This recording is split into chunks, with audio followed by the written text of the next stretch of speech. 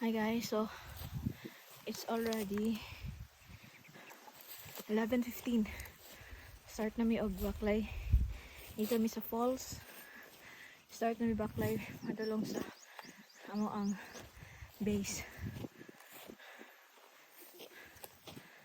So 3 hours to 4 hours ang baklayan.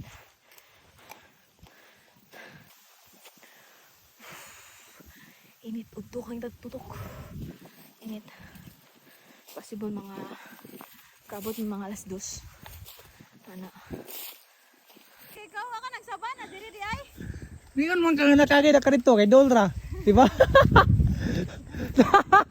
Dola lang. Mamatay na ko. Yan, sa mo ikaingon sa imong kaugalingon.